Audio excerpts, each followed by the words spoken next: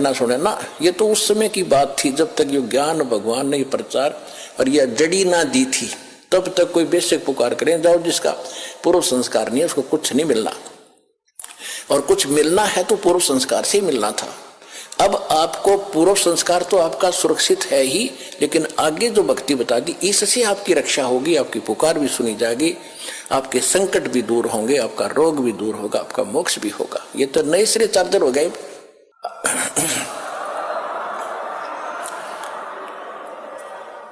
तो वो तो उनके लिए बोली गई थी वाणी, जब भक्ति वो गलत कर रहे थे तब कह रहे थे तुम अब ठीक है, तुम्हारा पूर्व संस्कार का तुम्हें मिल रहा है, जब तक तुम्हारी बैटरी चार्ज रहेगी, पूर्व जन्म के पुण्य तुम्हारे साथ है, कितनी को बद करो, कितने खोटे काम करो, वो तो सारी मिलेगी।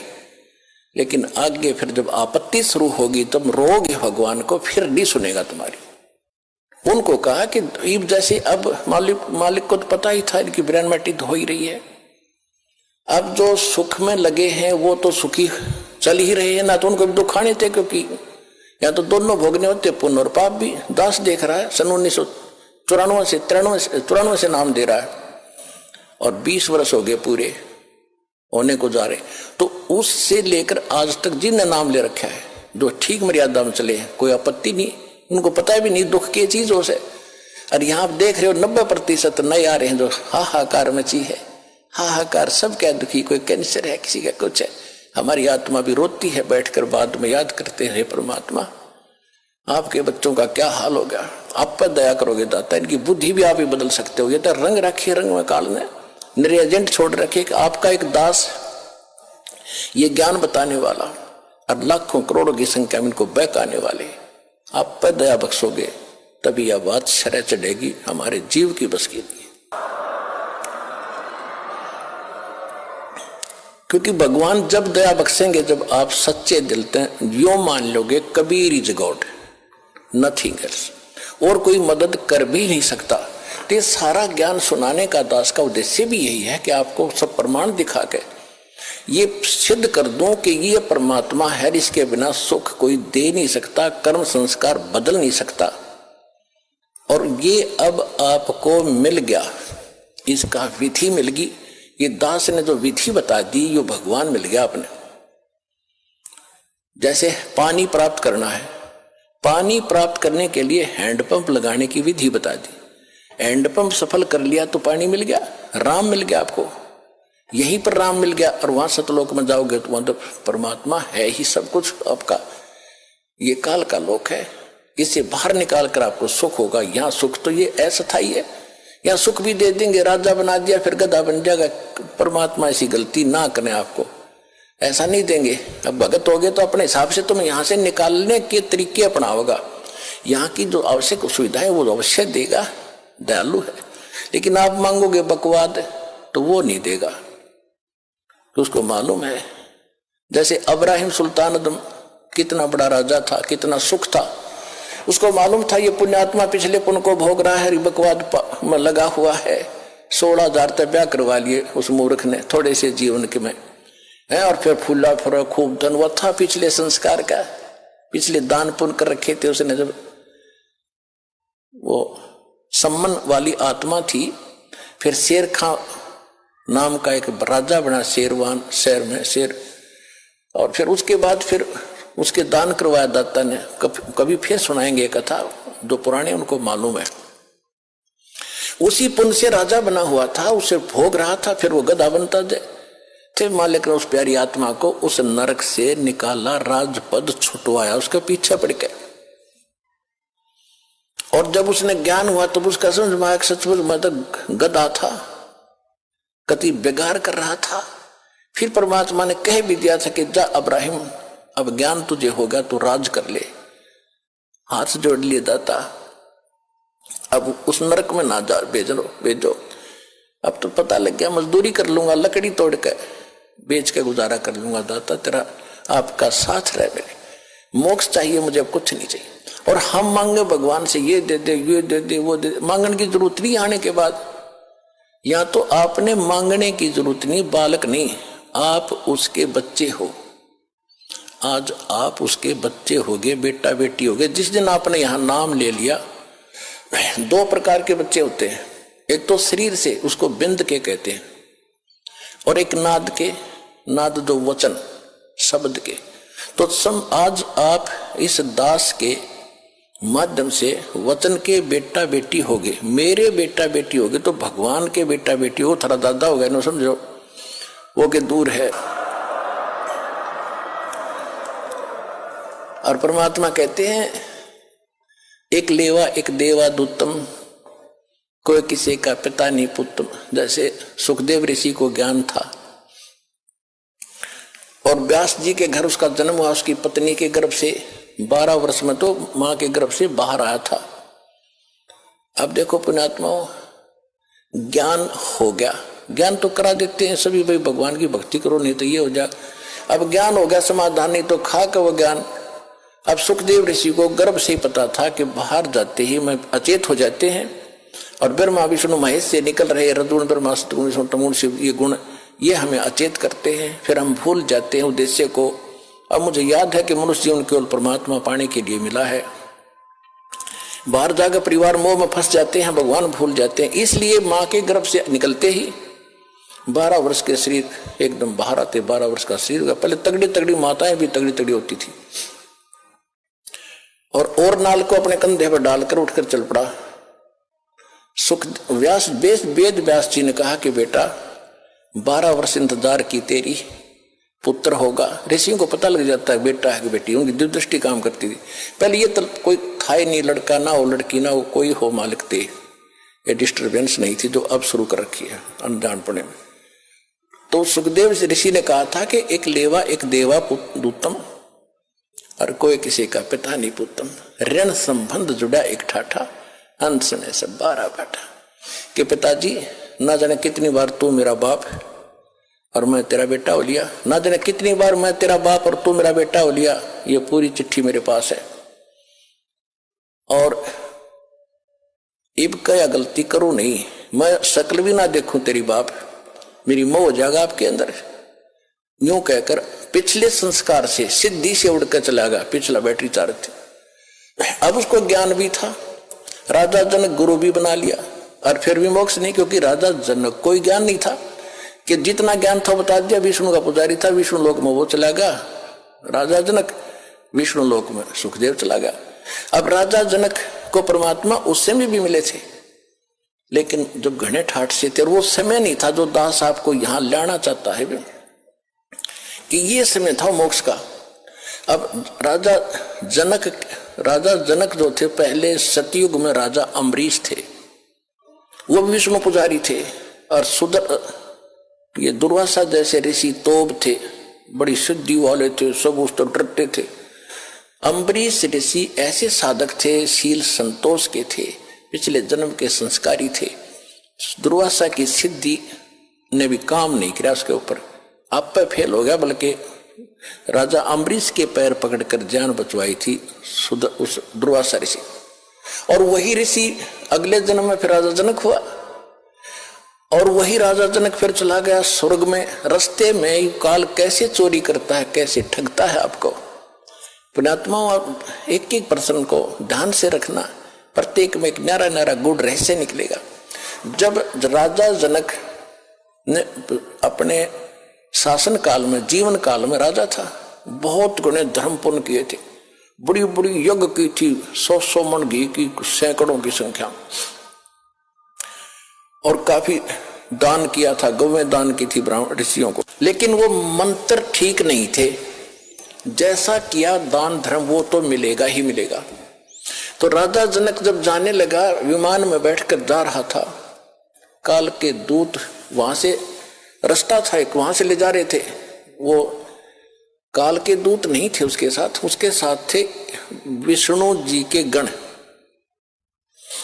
विष्णु जी के गण, और साथ में कुछ यमदूत भी उसी जहाज में बैठे जा रहे थे। तो वहां जाकर जब एक नरक के साथ से उनका विमान गुजर रहा था, तो नरक के अंदर 12,000 आत्माएं अपने किए हुए पाप कर्मों का वहां दंड भोग रहे थे, हाहाकार मचा था, चिल्ला रहे थे। और वो राजा था, दयालु राजा था, अपने राज्य में किसी को कोई दुख होता था तुरंत उसका निवारण करता था। उसको शांति देता था, किसी को दुखी नहीं होने देता था। तो जब उसने वहां जाकर हाहाकार मची देखी तो कहा कि पार्क दो, विमान रोको। विमान रोक दिया कि ये चिल्लाहट कहां से आ रही है, कौन दुखी है इस नगरी में। उन्होंने बताया जी ये नगरी नहीं है तो नरक है, इसमें 12 करोड़ 12 करोड़ आत्माएं इसमें दुख अपना कर्म का दंड भोग रही हैं। राजा ने कहा कि इनको को छोड़ दो, इनको निकालो इससे। तो पार्षदों ने जो साथ गए थे भगवान के दूत, उन्होंने कहा कि राजन या आपका हुक्म नहीं चलेगा या तो धर्मराज का हुक्म चलेगा कि धर्मराज को बुलाओ, धर्मराज के पास ले चलो मुझे, या धर्मराज को यहां धर्मराज को बुलाओ, और नहीं तो मुझे भी यहीं छोड़ दो, मैं भी इस नरक में इनके साथ ही रहूंगा, आगे मैं भी नहीं जाता। अब वो संदेशा धर्मराज के पास गया। धर्मराज ने आके पूछा कि राजन क्या कारण है कि ये सब इनको छोड़ो, ये बहुत दुखी हो रहे हैं, मुझसे देखा नहीं जाता। तो उसने बताया जी देखो यहां ऐसा नहीं होता, जिसने जैसा कर्म किया वो भोगना ही पड़ेगा, ये मेरी बही मेरी पैड में लिखा है रिकॉर्ड में, इनको कोई बदल नहीं सकता, मेरी ताकत नहीं है बदलने की। तो राजा जनक ने कहा कि मुझे भी यहीं छोड़ दो, कि ये भी मैं नहीं कर सकता, आपको यहां छोड़ने का आदेश नहीं भगवान का, आपको कैसे छोड़ूंगा। तो कहने लगा मैं तो जाता नहीं, करो जो आपने करना है। अब ऐसे पुण्यकर्मी आदमी के साथ आत्मा के साथ वो भी ज्यादा खस्सा खसाई नहीं करते, फिर अपनी चापलूसी यानी चाणक्य ऋषि अपनाते हैं। धर्मराज ने कहा कि एक काम हो सकता है, आप अपने पुण्य दे दो, इनको पुण्य संकल्प कर दो, उन पुण्यों के आधार से मैं इनको सबको नरक से निकाल सकता हूं, आपके पुण्य इनको मिल जाएंगे, आपको इतना फिर डेबिट हो जाएगा, आपके पुण्य कम हो जाएंगे। राजा जनक बड़े दयालु थे। परमात्मा कहते हैं देखो दयालु होना जरूरी है, लेकिन अपने दयालुता में अपने पैर पर कुहाड़ी मारना कोई दयालुता नहीं है, वो तो मूर्खता है। राजा जनक ने कहा कि ठीक है, मैं इनको अपने आधे पुण्य देता हूं, जितने मैंने धर्म पुण्य किए, भक्ति करी है। ठीक है, उसने उधर से काट के उन सब का बांट दिए, आधे पुण्य 12 करोड़ में बांट दिए, और उनको सबको बाहर निकाला, अलग से विमानों में बैठाया, राजा के पीछे पूरा लश्कर भेज दिया चल। अब वो सारे स्वर्ग में चले गए। देखो पुण्यात्माओं, ये आपका चोरी हो रही है, आप कहां तक ठग लेता है, काल का जाल कितना भयंकर है, तुम तो यहां तो पता ही नहीं, या तो आप ठगे जाते हो, आपके पास तो कोई पूंजी है कोई नहीं, वह बांट बूट के यहीं हो लिए, उसको तो और पूंजी लेकर जा रहा था, वहां ठग ली। अब वो 12 करोड़ आत्माएं पहुंच गई स्वर्ग में, ठाठ से रह रही है उसके पुण्य से। और जब वो पुण्य राजा जनक के दिए हुए वो बख्शे हुए खत्म होंगे, उसके बाद वही आत्माएं फिर पुनः उसी नरक में आएंगी जो उनके पाप न्यू के न्यू रखे थे, वो फिर भोगने पड़ेंगे। उधर से राजा जनक का जब वो आधा खाली कर दिया है, वो फिर खत्म हो गया त्रेता में, द्वापर में तक वो वही रहा, स्वर्ग में इतने पुण्य थे। अब कलयुग में वही आत्मा राजा अम्बरीश की राजा जनक बने, फिर राजा जनक की आत्मा ये श्री नानक देव जी बने तलवंडी के अंदर। तलवंडी पंजाब यानी पाकिस्तान के अंदर एक तलवंडी गांव है, वहां पर एक कालू राम मेहता खत्री यानी अरोड़ा, उसके घर जन्म हुआ।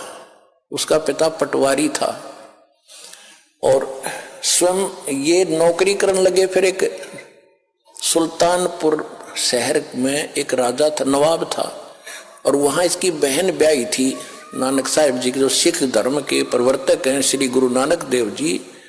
ये आदरणीय आत्मा कहाँ थी? अम्बरीश सतयुग में राजा अम्बरीश, लाखों करोड़ों सेना इसके साथ, और हाथ जय जयकारो थी। राजा जनक, लाखों सैनिक, लाखों नौकर इसके हाथ जोड़े खड़े रहते थे। और फिर वही अपने पुण्य से खत्म करके क्या बने, स्वयं सुल्तानपुर के नवाब के एक मोदी खाने में नौकर बने। अब परमात्मा याद दिलाते रहे, बोली आत्मा अब सुन ले इस विधान को जो हम बताने जाते हैं, चाहते हैं। जब तक हम कबीर परमात्मा की भक्ति नहीं करेंगे मोक्ष नहीं हो सकता, चाहे कितना कुछ बन ले। अब नानक साहब जी मोदी खाने में नौकरी करते थे। सुल्तानपुर शहर के पास एक नदी बहती थी, बेई नदी। वहां सुबह सुबह सभी उस शहर के लोग स्नान करने जाते थे। परमात्मा काशी में प्रकट थे उस समय कबीर जी। एक वहां पर मिले, जब नानक साहब जी स्नान करने गए थे तो पहले दिन तो चर्चा हुई कि मैं कबीर हूँ, काशी में रहता हूँ, धानक का काम करता हूँ, मैं तो आपसे ज्ञान पूछने आया हूँ, मुझे ज्ञान बता दो, मुझे ज्ञान का पता नहीं है, आप तो महापुरुष हो, बड़े भक्त हो। गुरु नानक देव जी जो थे ये हिंदू थे, कालूराम मेहता के इनके घर जन्म था, और इन्होंने ब्रजलाल पांडे से गीता पाठ पढ़ा, गीता पढ़ा करते थे, उसका ज्ञान सुना करते थे। उसके आधार से विष्णु जी को पूर्ण परमात्मा मान लिया था। श्री कृष्ण जी भी विष्णु अवतार माने जाते हैं। तो ये बातें हो के परमात्मा चले गए। दूसरे फिर कुछ दिन के बाद फिर उस दिन परमात्मा ने सारी बता दी थी कि विष्णु की यह स्थिति है, कृष्ण की ये स्थिति है, इसे मोक्ष नहीं हो सकता। और गीता में ये खुद गीता ज्ञानदाता कहता तू उसकी शरण में जा तब तेरा मोक्ष होगा। वो कौन है, मुझे इसका ज्ञान बता दो, फिर मैं आपको गुरु बना लूंगा। तो उस समय तो नानक जी को दुख हुआ, क्योंकि और भी बैठे थे सरोता। तो कबीर साहब उठकर चले गए कि ये नाराज हो जाएगा, आगे नहीं सुनेगा। लेकिन रात को चक्कर बंध गया कि ज्ञान सारा का सारा सच्चा, मैं तो गलती कर रहा हूं। अब के वो कभी आए, किसी प्रकार मुझे दर्शन दे, सारा ज्ञान सुनूंगा। कुछ दिनों के बाद फिर इसी प्रकार स्नान करने के लिए उसी प्रतिदिन जाते ही थे। 3-4 महीने के 6 महीने के बाद उनकी खूब तड़फ देखकर परमात्मा जिंदा महात्मा बड़ा का रूप बनाकर उसी बेई नदी पर चले गए, जहां वो स्नान करने की तैयारी कर रही थी। तब वहां से सतलोक लेके उन्होंने छलांग लगाई दरिया में नहाने के लिए। परमात्मा ने उनको वहीं से अदृश्य कर लिया, स्वयं भी साथ लगा दी छलांग, अदृश्य कर लिया और शव को कहीं और रख दिया अपस्ट्रीम में, जिधर से जल आ रहा था। लोगों ने सोचा, वहां स्नान करने वाले सैकड़ों की संख्या में नगर के लोग थे। उन्होंने देखा कि बाहर आया नहीं, नानक जी डूब गए, नानक डूब गया, नानक जी डूब गए। उसकी बहन को बताया, उनके बहनोई को बताया, जयराम नाम था उसकी बहनोई का, नानकी नाम था इनकी बहन का। हाहाकार मच गई। राजा ने भी गोताखोर भेज दिए, जाल लगावे। वो खोदे नीचे ने, वो शरीर धर रखा 3 किलोमीटर ऊपर ने बन में, तो वो नहीं पाया। 3 दिन झक के बैठ गए। सबने मान लिया कि नानक जी डूब कर मर गए और वो ले गए सतलोक में परमात्मा। वहां से फिर वापस छोड़ा तीसरे दिन। तब उस प्यारी आत्मा का मोक्ष हुआ। तो पुण्यात्मा, इस सारे ज्ञान को समझ कर आपको पता चलेगा कि अब वो समय है जब मोक्ष मिलेगा। और जब तक हम कबीर साहब की शरण में नहीं आएंगे, इसको नहीं पहचानेंगे, मुक्ति नहीं हो सकती। चाहे कितना शरपटक लो, ऋषियों ने कितना समय बिता दिया जंगलों में, हो शरीर कितना कष्ट दिया, सुख के पंजर हो गए, भगवान नहीं मिला। फिर सिद्धियों से खेलने लगे, सिद्धि मिल गई हठ योग करने से। फिर इस मैया अपने एक दूसरे को प्रभु पाक गए। ये सिद्धि तो एक आने के नहीं, हमने ये सिद्धि आपकी भक्ति में खूब आवेंगी। जो दास आपको मंत्र बता रहा, इनका प्रयोग नहीं करना, नहीं तुम्हें नाश का कारण बन जाएंगे। इन सिद्धि माने इस ताकत से हम सतलोक जाएंगे, नहीं तो यही पेंटर हो जाएगा फिर ये। तो अब क्या है, उसी प्रसंग पर आते हैं। वहां सबको समझा रहे थे भगवान, सारी कहानी बताई और कहा कि तुम जाओ, जिनको तुम भगवान मानते हो वो तुम्हें खा रहा है, जिसको तुम निराकार कहते हो वो साकार है, ये सामने आ रहा है। जब उन सभी जीवों ने देखा कि ये सामने, ये है वो तुम्हारा निराकार का ज्योति निरंजन, ज्योत स्वरूपी अलख निरंजन, और ये है वो ब्रह्म जिसको तुम ब्रह्म कहते हो। ब्राह्मणों, ये है तुम्हारा ब्रह्म, और तुम्हारी अक्ल मारी जा रही है, देवी पुराण के अंदर तीसरे स्कंद में ना 7वें स्कंद में हिमालय राजा को जब ज्ञान दे रही है देवी दुर्गा जी, वो बता रही है कि तुम ओम नाम का जाप करो, ब्रह्म की भक्ति करो और सब बातें छोड़ दो, किसी की पूजा मेरी भी मत करो और अनन्य मन से उसकी भक्ति करो, उसको प्राप्त हो जाओगे। वो ब्रह्म लोक में रहता है, वो ब्रह्म लोक में रहता है ब्रह्म, वहां चले जाओगे। और ये नहीं को निराकार, फिर निराकार की तरह तो सब जगह है, पुराणों को भी ना समझाएंगे। है वेद पढ़े पद पर भेद न जान, ये बाँचे पुराण 18 और पत्थर की पूजा करें ये भूल गए सिरजनहारा। कहते हैं वेद पढ़े पढ़ भूले अर्थ ना खुले, वेद पढ़े अर्थ ना पढ़ भूले, पढ़ तलिया लेकिन अर्थ ना खुले, इसलिए ब्राह्मण मोक्ष प्राप्ति नहीं कर सके। फिर क्या बताया, गुरु बिन वेद पढ़े जो प्राणी, समझुन सौर रहे अज्ञानी। गुरु बिन काहु न पाया ज्ञाना, जो थूथा बूछड़े मूड किसाना। अब जैसे सरसों का जोड़ा होता है भूस, या ये धान निकालते हैं उसकी प्राण भूस होता है, और कोई मूर्ख उस प्राण में ठाठा पटकन लग रहा हो और कोई इसको कहे क्या कर रहा है कि धान निकाल रहा हूं धान इसमें थोथे भूस में माथा मार रहा है। तो जब तक सतगुरु नहीं मिलेगा तो ये अन्य साधनाएं हैं, थोथा भूस कुटना, तो इससे कुछ लाभ नहीं होना, कितना प्रयत्न कर लो। वो तो धान गेहूं नो के नो धान हो, जब मारे क्या पटक गल पड़े ढेर लाग जाए थोड़ी देर में। तो वो सतगुरु आज ये दास है उस परमात्मा का भेजा इस कलयुग में, ये याद रख लियो। ये दास इसलिए बार बार रिवाइज कर रहा है कि अपनी महिमा हमने आपको बतानी पड़ी। परमात्मा खुद आए थे, हम ही अलख अल्लाह हैं कुतुब गोस और पीर, गरीबदास खालिक दनी हबरा नाम कबीर। ए स्वामी सृष्टा में सृष्टि हमारे तीर, दास गरीब अधर बसों में अवगत सत कबीर। पर ना समझ में आई, जब स्वामी रामानंद जी को परमात्मा ऊपर ले गए, सारी स्थिति दिखाई, जब छोड़ा, जब मान गए कि दो ठोर है, एक तू भया एक से दो, और गरीबदास हम कारणे आए हो जग मगदो। बोलत रामानंद जी सुनो कबीर करतार, गरीबदास सब रूप में तुम ही बोलनहार। जब भगवान बता रहे थे सबको, कोई नहीं माना, वो भी रामानंद ने इसलिए मारना पड़ा कि आंखों देखाया।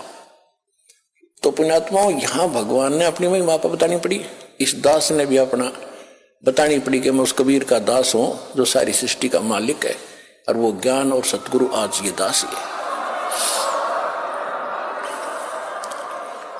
और जो सतलोक आसन भरवाला में आ जाएगा उसको यकीन भी पूरा हो जाएगा, फिर वो निडगमग हो सकता है। इंसान की जब वो मोक्ष की या कुछ ज्ञान ग्रहण की इच्छा से आया होगा, जो आया होगा बकवादों की, तो वो तो बता ही दिया आपको।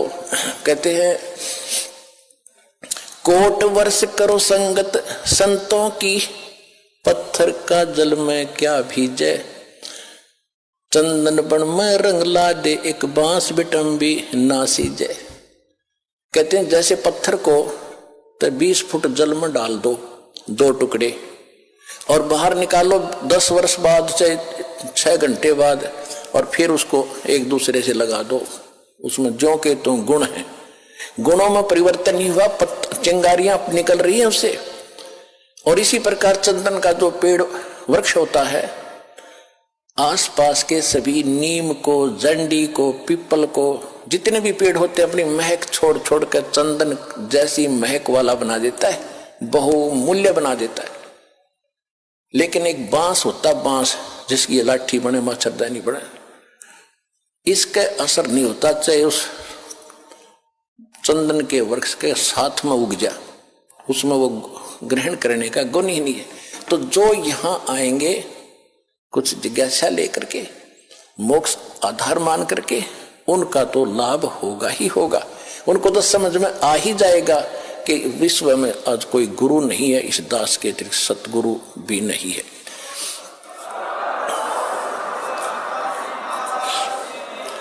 और जो आए होंगे उस पत्थर जैसे बांस जैसे व्यक्ति हैं, उनका असर होना ही नहीं। वो तो वही फिर कबाड़ में वे क्या करें कि तक किले में चढ़े जाया करें, पत्थर और काम के आएंगे। तो इस प्रकार के जो व्यक्ति हैं जिनको इतना ज्ञान इतना प्रमाण देखकर भी असर नहीं हो रहा कि ये सचमुच कोई बात अलग है, तो वो बताया है कि कोट वर्ष करो संगत संतन की, जैसे पत्थर का जल में क्या भीग गए और चंदन बन में रंग ला दे एक बांस विटम्बी ना सींचे। तो इसी प्रकार परमात्मा ने बताया कि देखो ये आ रहा तुम्हारा भगवान, और तुम वेद पढ़ो और गीता पढ़ो और पुराणों को सत्य मानते हो। और पुराणों में ये लिखा है, वेद में कहीं लिखा है, श्री देवी पुराण के अंदर 5वें स्कंद में 414 पृष्ठ पे ये लिखा वेद व्यास जी ने कि सतयुग के ब्राह्मण वेद के पूर्ण विद्वान होते थे और दुर्गा की पूजा करते थे। खाक विद्वान थे वह। वेद गीता वेदों का सरल रूप समझ लो, ये तो आप आम जानते हो, आम हिंदू समझ सकता, उसमें सरलार्थ भी है। कहीं है गीता में दुर्गा की पूजा का प्रावधान? नहीं। उसमें मंत्र गिन के 3 दे रखे हैं। मेरा तो मंत्र है ब्रह्म हूं मैं, श्री कृष्ण में बोल रहा है। और एक पूर्ण परमात्मा जिससे पूर्ण मोक्ष होगा, उसकी भक्ति करने से दोबारा जन्म नहीं होगा। मेरी भक्ति करेगा तो मेरा भी जन्म तेरा भी जन्म सदा रहेगा, परम शांति नहीं हो सकती।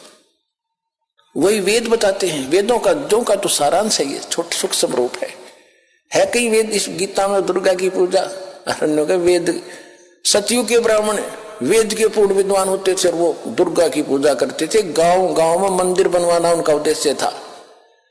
ये मंदिरों का लठी ननगढ़वा रखा है नकली पर ब्राह्मण को और वेद के ज्ञाता को, अब पत्थर पुजवा कर मार दी, सारी दुनिया भूत बनवा दी। परमात्मा कबीर जी यही बताते हैं, वेद पढ़ने पर भेद ना जान, ये 5 पुराण 18। और फिर पत्थर की पूजा करवावे, मंदिर बना उसमें शिवलिंग दरवा दिया, विष्णु जी की पत्थर की मूर्ति दरवा दी, कृष्ण जी की दरवा दी। खाक पढ़े वेद तुमने, क्या पढ़े पुराण? तो उसमें परमात्मा ने कहा कि ये आ गया तुम्हारा ये भगवान, और तुम इसको निराकार बताते हो। कहा कि तुम जाओ यहां से, क्योंकि काल ने एक फिक्स टाइम का रखा है। काल का दूसरा अर्थ समय भी होता है। तो यहाँ का जो समय है वो निर्धारित है, इसमें कोई परिवर्तन ना वो स्वयं कर सकता, ना किसी और संस्कार में कोई परिवर्तन इसका देवता कर सकता। ये काल भगवान काल है, जो यहाँ का मालिक है। भगवान तो नहीं है, यहाँ का स्वामी है। ये भी काल है, और यहाँ जो समय निर्धारित है ये भी समय भी काल कहलाता है। ये दोनों के दोनों परमात्मा के कबीर साहब के अधीन है, उसके हुक्म के से चलते हैं। तो वो जो काल ने समय फिक्स कर रखा था कि इतने समय में ये तपस्या पर भुन कर सभी प्राणी अपना गंध इसमें छोड़कर अपने आप उड़ जाते हैं।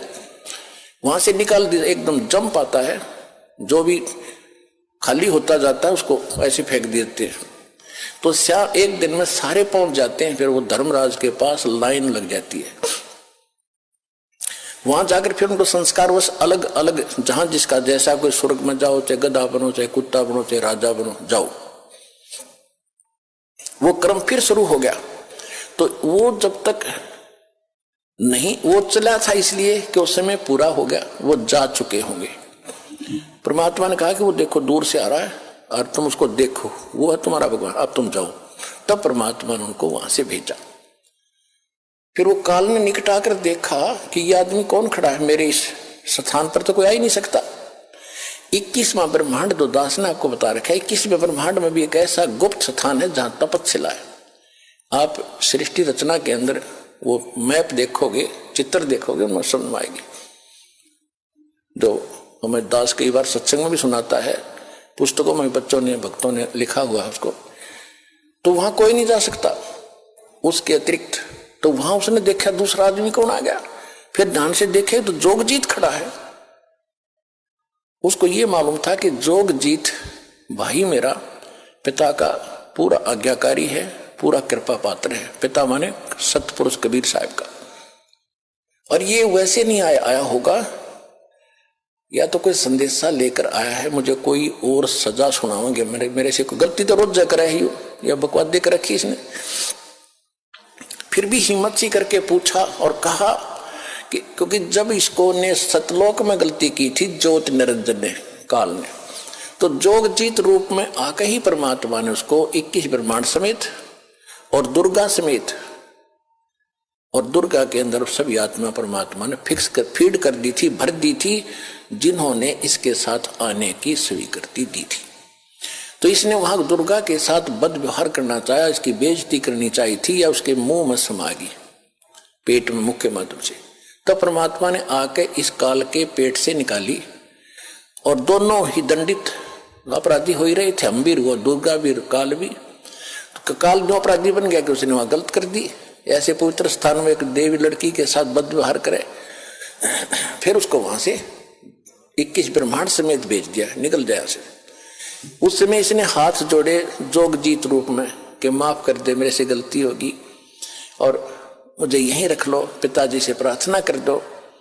तो बोला भी प्रार्थना मैंने कर ली, आप जाइए यहाँ से। जबरदस्ती 21 ब्रह्मांड समेत इसको यहाँ 16 शंख कोश की दूरी पर भेज दिया। एक कोश में 3 किलोमीटर होते हैं लगभग। 48 शंख, नील पद्म शंख, इतने किलोमीटर दूर ये 21 ब्रह्मांड आगे। उसके बाद इसने अपनी मनमानी शुरू कर दी कि मेरा कौन के बिगाड़ेगा।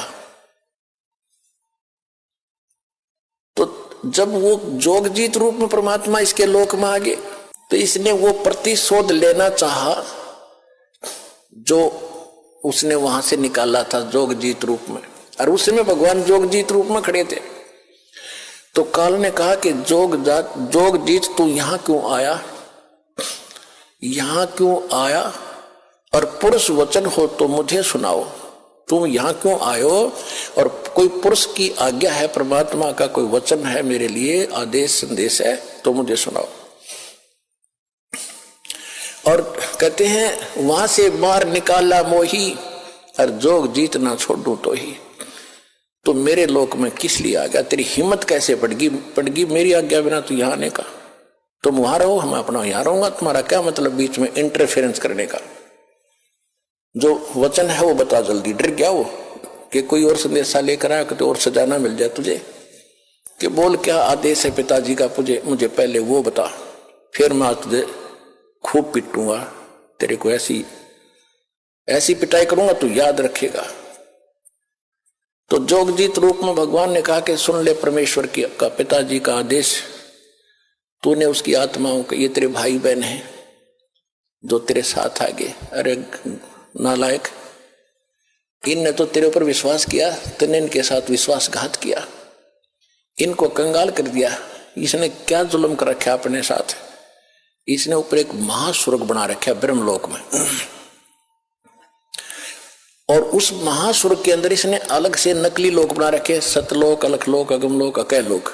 जो ये राधा स्वामी वाले जो करते हैं ना, ये ढोल पीटे हैं, ये तो इस नकली लोक की भी इन पूरा ज्ञान को ना काल के लोक में झूठा बना रखा है। नो की नो नकल ऊपर की दुर्गा से करवा ली इसने। तो परमात्मा ने कहा कि तुमने इनकी क्या हालत कर रखी है। परमात्मा ने कहा कि ये तेरे भाई बहन है सारे, और निकम्मे तेरे पर विश्वास करके आ गए तेरे साथ, तो ऐसा जुल्म। तो इसने क्या कर रखा है, वहां ठगता है आपको। आज आपको ये बताया जा रहा है कि आपको कैसे लूटा जा रहा है, कैसे आप ही भिखारी बन गए। पहले जब वहां से आए सतलोक से, तो आप पुण्यों से भरपूर थे, आप एक बहुत साहूकार के बेटे थे। पहले राजा लोग जो होते थे, उनकी बेटे और बेटियां जो धनी राजा होते थे, सोने के हार, सोने की जूतियां, सोने के, यहाँ तक जैसे आपने राजस्थान में देखे होंगे अभी तक पहनती माताएं चांदी के पहनते, वो सोने के होते थे, और कपड़े सुंदर, उनमें भी हीरे मोती जवाहरात जड़े होते थे। और वो ऐसे हम वहां थे, भक्ति से परिपूर्ण सेठ थे, सारी सुविधाएं प्राप्त थी। अब हम आगे उन सारे आभूषणों समेत यानी सारी भक्ति समेत इसका साथ भाग्य, जैसे एक अमीर सेठ की लड़की उन्हीं के एक नौकर के साथ भाग गई, हमारे साथ वो बनी हुई है। अब ये उस भागने से पहले उनके जो चल रहा था विचार विमर्श, उनका पता माँ बाप को लग गया। बेटी को समझाया, बेटा यो बालक और ये तो एक नौकर है, अरे तू कहाँ की किसकी बेटी है, कुछ आंख खोली, अच्छी बात नहीं, तुझे बहुत दुख हो जाएगा। माँ ने भी समझाया, बेटी बड़ा कैर टूट जाएगा, हम तो शादी कर नहीं सकते, तो इसके साथ जाए भी तो बहुत दुख पाएगी। समझा दिया, हाँ माँ को नहीं जाऊंगी नहीं जाऊंगी, ऊपर से तैसे करगी और पीछे से सारा आभूषण लेकर भागी। अब वो तो शराबी को अभी बकवादी आदमी जाकर अपना रहने लगे कि वो जो सारा वो लेगी थी धन, पहले तो वो खर्च करवाया, शराब पीवे, उन्हें पीटे छेते, वो जान जो गिरी ना वापस। फिर वो मजदूरी कर रही थी, 2 बच्चे उसके साथ थे, सड़क के ऊपर ये दास उसमें वहां जेई था, नौकरी कर रहा था। हमारा दूसरा विभाग था, सड़क पर और काम हो रहा था, वहां हम बैठे थे एक वृक्ष के नीचे। वो माई रो रही थी। मैंने पूछा, बहन क्यों रो रही है, क्या बात होगी? उसने फिर अपना सारा दुख बताया कि मैं एक बहुत बड़े सेठ की साहूकार की बेटी थी, और जो मेरा पति है ये वहां नौकर था, और मेरे माँ ने बहुत समझाया मुझे, मेरा अकल नहीं आई, मैं इसके बाद तम आके इसके सारा धन लेकर भाग गई। बहुत सा धन, पहले तो धन खर्च करवाया मेरे से, मारा पिटा, 2 बालक हो गए। अब भी शराब पीता है, मुझे, मैं नौकरी या मजदूरी करती हूं, जाते इनको छीन लेगा, टाइम पर टूक भी नहीं है, रो रही अपने कर्मों को। अब जब तो हमने थोड़ी सी सहमति हुई, भाई हम क्या कर सके, हम भी रोजी रोटी वाले आदमी, हम तो आपको क्या दें बेटा, हम भी कुछ ज्यादा ध्यान नहीं दिया। दुख जरूर होता है ऐसी सुनकर कथाएं।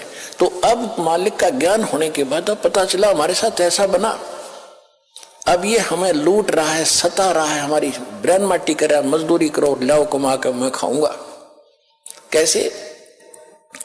आप पहले जो धन लेकर आए थे अपने बाप से, वो तो इसने महास्वर्ग में आपको वहां रखा ठाठ से, और आपके उस पुण्य के ऊपर इसने कमीशन रखा है, होटल बना रखा है अपनी, वहां बना खूब बढ़िया साजबाज, किसी में 25% कमीशन देता है, और पैसे जो वहां खाने पीने के ठाठ हैं, विमान है, वो आपकी पूंजी खर्च होती है। जब वो पूंजी समाप्त हो जाती, आपको पृथ्वी पर पटकता है कि फिर पुण्य कमाओ, फिर पुण्य कमाओ, फिर कहां स्वर्ग में आओ, वहां खत्म करो, फिर पाप भी साथ बनते हैं, यहां पर नरक में भी जाओ, जैसा करोगे वैसा ही फल मिलेगा, यहां कोई परिवर्तन नहीं है।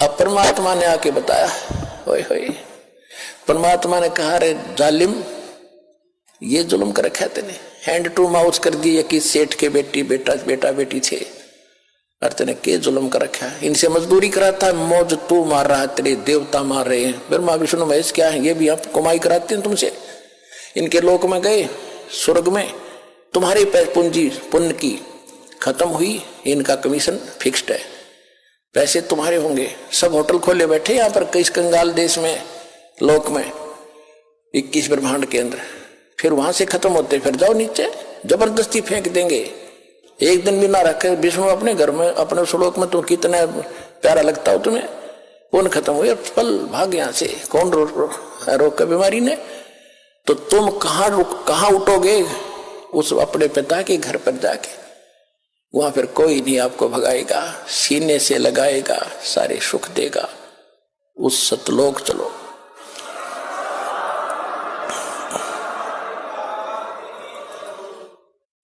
अब जो प्रसंग चला था कि आप जी ठगे जा रहे हो, आप पूर्व जन्म के जो कमाइया थी, परमात्मा कैसी दया करते हैं, जैसे प्रत्येक युग में आते हैं,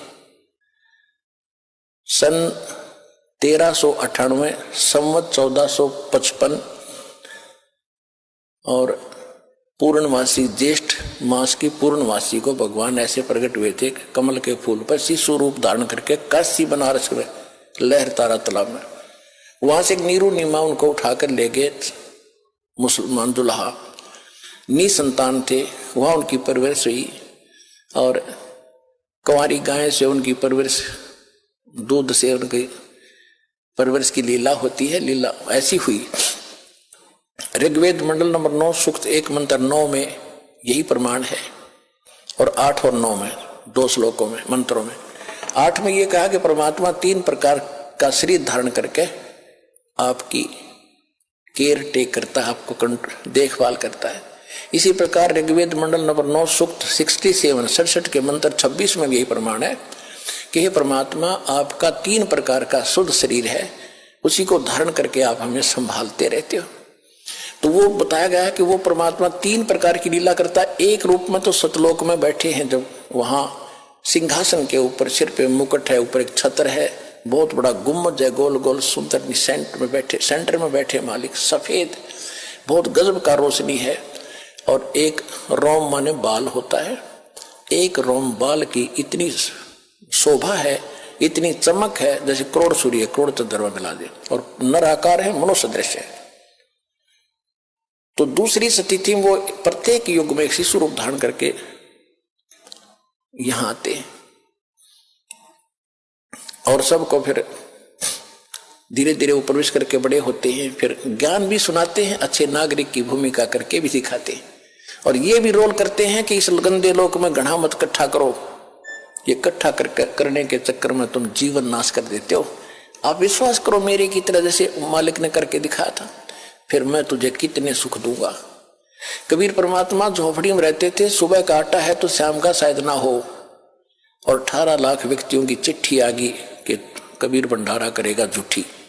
उन 18 लाख व्यक्तियों को 3 दिन तक भंडारा कराया मालिक ने, और लड्डू जलेबी कचौड़ी पकौड़ी दही बड़े दोहर असरपी सोने की 10 ग्राम सोना प्रत्येक खाने के बाद एक मोहर एक दोहर।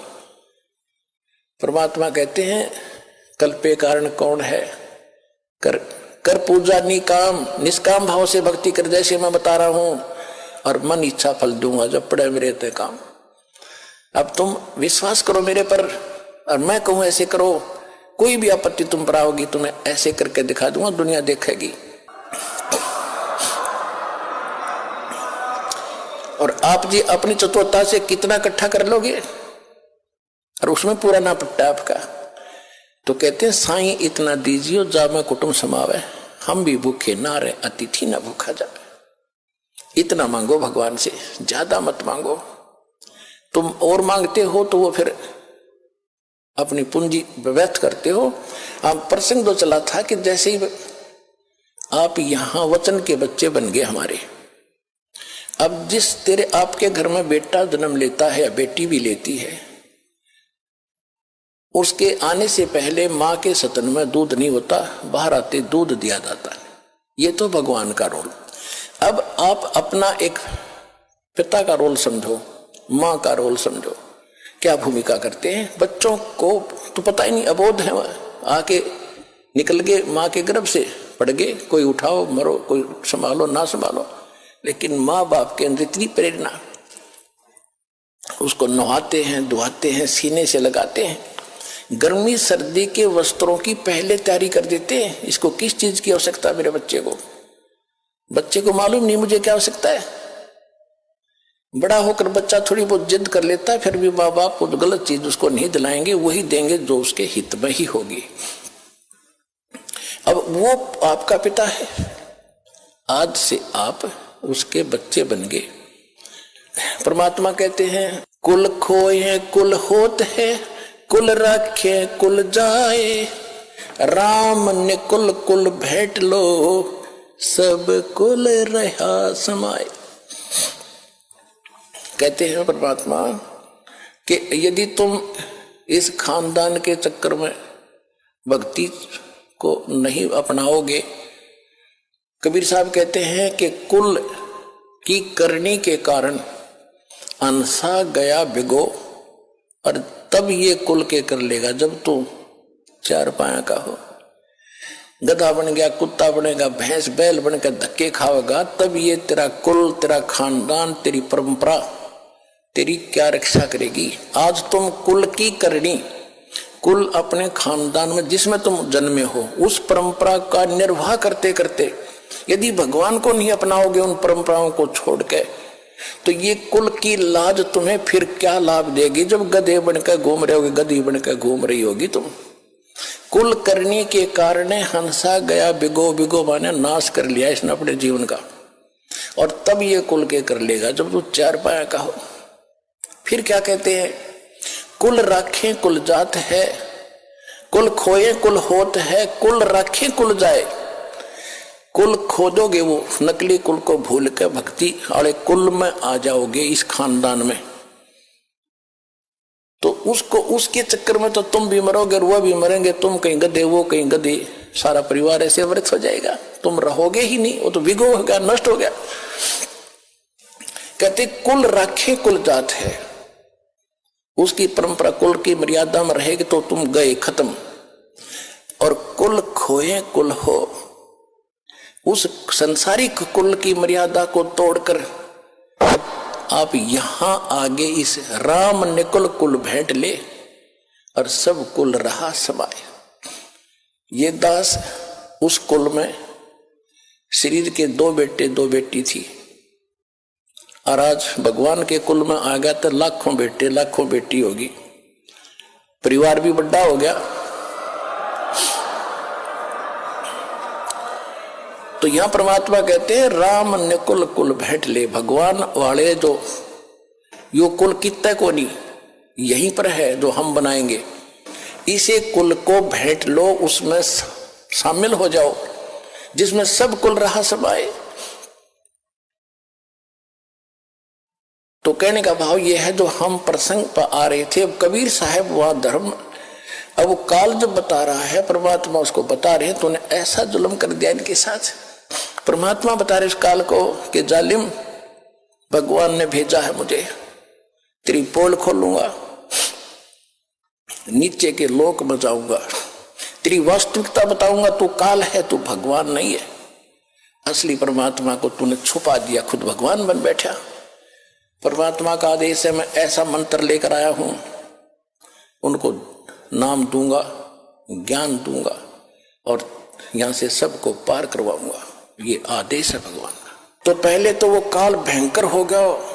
अब कोई देखो पुण्यात्मा, ये तो यही चक्कर पड़ रहा है, इनने तो अपने ऐसे सीमा बना रखी, मेरी रोजी रोटी का नाश कर करेगा ये। तो उसने सोचा पहले इसने मार दूं, इसने बंदी बना दूं, यहीं बांध दूं, इसने नीचे नहीं जान दूंगा, ये तो नाश करेगा, मेरा भट्ठा बैठा देगा सच्चाई बता करके। तो पहले तो उसने खूब झपट्टा मारा, जैसे चिड़िया के ऊपर बात झपटता है कि आजा, पहले तुझे संवारता हूं मैं अभी। तो परमात्मा अपनी प्यारी आत्मा धर्मदास जी को बता रहे हैं, 600 वर्ष पहले आए थे, वो वाणी में लिखी हुई है कि धर्मदास को कहा कि धर्मदास, जब उसने मुझे मारने के लिए अपना चला मेरी तरफ भयंकर रूप बना के, तो मैंने सतनाम का सुमन कर दिया, 2 अक्षर का होता है वो, और सतनाम का जो सुमन किया ना, उसको इतना गजब का झटका लगा, उसके एकदम इतना करंट लगा उसके, और वो इतना भयभीत हो गया कि पाताल में जाके गिरा नीचे। अब मैंने तो उसको ठीक करना था, फिर नीचे गया मैं उसके साथ साथ। जोगजीत ने कहा कि मेरे पास ऐसा मंत्र है कि तजाले इतना छोड़ दूंगा नहीं, 21 ब्रह्मांड तक, बाहर तेरी सीमा नहीं, चल वहीं ऊपर, यहाँ और कोई सुनेगा तेरी सारी बकवादों को। ऊपर फिर लाए वहीं, फिर कांपन लायक गया, चरणों में गिर गया। कहते ऐसे तड़फ रहा, पड़ा पड़ा जैसे पक्षी की पंख कट जाती है, उड़ नहीं सकता। घिसड़ के जब देखा इसने ताकत में तो तेरी बात पड़े नहीं, तो चापलूसी यहाँ की सबकी यही आदत है। अपनी ताकत से लेता पहले काम, जब नहीं बसाती तो पैर पकड़ लेता है, फिर कोई छल करके उसको पटकनी देना चाहता है तो नीचे घिसड़ के पैर पकड़ दिए। परमात्मा की जोगजीत रूप में मालिक खड़े थे। या तो शक्ति को सलाम है, अब वो भगवान दिखा था जिसने सा झटका दे दिया, जान भी गई होती इसकी। अब तो भगवान दिखाई दे रहा था, जोगजीत भाई नहीं, तो फिर उसने पैर पकड़ कर रोए, बुरा हाल कराया। हे भगवान, मैं तो आपको बड़ा भाई हो, मैं तो बालक हूँ, छोटे तो उत्पात करते हैं, बड़े अक्षमा ही किया करते हैं, आप मेरे बड़े भाई, मैं आपका छोटा भाई, अक्षमा करो तात। परमात्मा बोले कर दिया अक्षमा। बोलो क्या चाहता है कि नहीं, वचनबद्ध होकर मेरी बात सुना, मेरी कुछ या कमियां है वो पूरी कर दो, आप तो भगवान की ताकत लेकर आए हो, ब्रह्म पिता की। परमात्मा बोले बता दे, मैं वैसे ही कर दूंगा। बोला नहीं, वचनबद्ध हो जाओ। अब हो गया वचनबद्ध। परमात्मा पता था कि मांगेगा भिखारी, एक जीव संज्ञा का व्यक्ति क्या मांग सकता भगवान से, इतनी अकल कहाँ हमारे अंदर। कहने लगा जी ऐसे कर, वचनबद्ध हो गया, खड़ा हो गया। फिर कहने लगा जी क्या करोगे नीचे, ऐसे करना, देखो मुझे श्राप लगा हुआ है और 1 लाख जीव मुझे खाने पड़ते हैं, अगर आप अभी ले गए सबको तो मैं भूखा मर जाऊंगा, कुछ दया करो मेरे पे, एक कृपा करना, 3 युगों में जीव थोड़े ले जाना, और 4था युग जब कलयुग आवे तो कितने ले जाना, मैं आपसे प्रतिज्ञा करता हूं। अपरात्मा हम ये विज्ञानी पाके हैं, अनजान व्यक्तियों को भगवान ने पता था तो क्यों इसको ये आदेश 3 युगों का क्यों दे दिया वरदान, तभी हमें क्यों नहीं पार कर गए। इसे तुम भले होते तो वहीं साथे कोरी वहीं न पड़े रहते। पता है भगवान ने कि सतयुग त्रेता द्वापर में ये दुखी नहीं होंगे, इनकी पूंजी साथ होती है, कुछ बची हुई पूंजी, जैसे वहां स्वर्ग में खत्म किया फिर बच गई वह नीचे कुछ परसेंटेज छोड़ ले दे के भेजता है पुण्यों की और पापों की। तो सतयुग में वो जन्म होते हैं जिन्हें घने पुण्य होते हैं, त्रेता में उसे थोड़े से कम, फिर वो भी सुखी होते हैं। द्वापर में भी दुखी नहीं होते, फल फ्रूट भरे रहते हैं, वृक्षों जंगलों में लोग समय व्यतीत किया करते थे अधिकतर। मालिक को मालूम था कि त्रेता तक इनकी सारी बैटरी डाउन हो लेगी, और पहले सतयुग में ये पूजा करते थे ब्रह्म की, लाभ देता था कबीर भगवान, इनकी पूर्व की पूंजी थे, ये उस पर फिट हो गए। फिर इसी प्रकार राम का जन्म हो गया, फिर द्वापर वाले राम ने पूजन लगे, द्वापर में लास्ट में कृष्ण का जन्म हुआ, फिर कृष्ण ने पूजन लगे, और पूजा करते रहे भगवान की दया से, भगवान भी आते रहे, भगवान की प्रेरणा करते रहे। अब वो जब भी आते थे प्रथम नाम देते थे, उससे चार्ज कर जाते थे, पता था पार्थिया भी होंगे नहीं, लेकिन इनको मनुष्य जन्म मिलता रहेगा, इस भक्ति से इनके परमात्मा के चमत्कार होते रहेंगे, आस्था इनकी बनी रहेगी। तो सतयुग त्रेता द्वापर तक परमात्मा ने घने व्यक्ति पार नहीं किए, को घना इधर से मिले स्पेशल दिखा के लाए, फिर उससे की बात बनी, बाकी अन्य ने नहीं माना। अब आप भक्ति भी कर रहे हो, आप देवता भी पूजा करते, सारा कुछ करती थी आत्माएं, और आज क्या विराट दुर्गति हो रही है, हम देख रहा दास। अब कहाँ गई वो भक्ति, कहाँ गई वो राधा स्वामी वाले पंथ। अब रो कहते हैं वो लोग, कहते 30 साल खो दिए, 40 साल डलेट होके आया हूँ, सब कुछ लुट गया, बीमारी 20 लग गई, बेटा मर गया, फैक्ट्री लुट गई, और तू आप लुट गए उसका तो पता है को नहीं, ये तो फैक्ट्री रो रहे हो तुम लुट गए, सारा जीवन खो दिया तुमने, भट्ठा बैठा दिया, अब करो फिर दोबारा चार्जर देंगे और थोड़े दिन में फिर धनी हो जाओगे। डटे रहना, इस मार्ग पर विश्वास करके लगे रहना, देखना कुछ ही दिनों में क्या रंग ला देगा भगवान।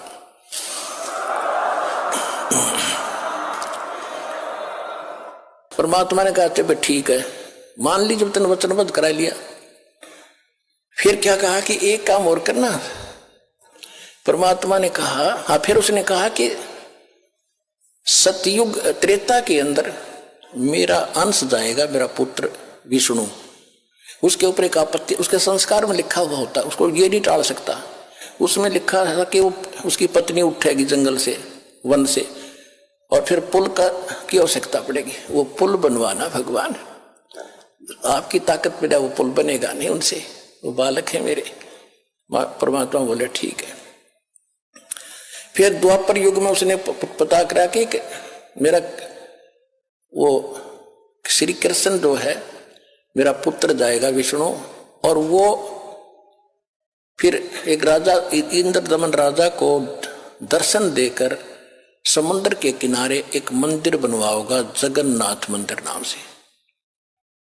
उसको वो मंदिर पुल समुद्र नहीं बनने देगा उस मंदिर को, क्योंकि वो प्रतिशोध लेगा जब राम रूप में, रामचंद्र रूप में विष्णु जी ने समुद्र को बुरा भला कहा था।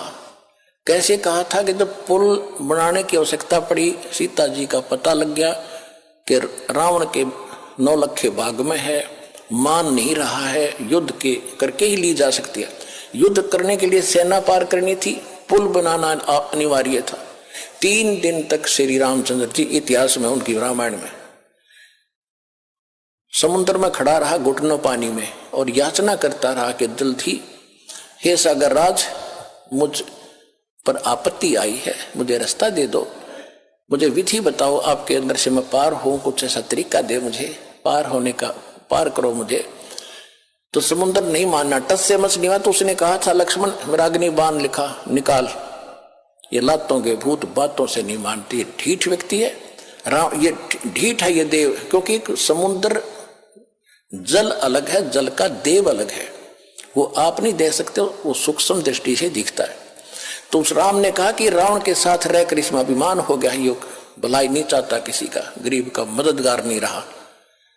पहले ऋषि लोग समुद्र पर चल पड़ते थे अब सिद्धि से, और राम दौड़तवा सिद्धि भी ना थी।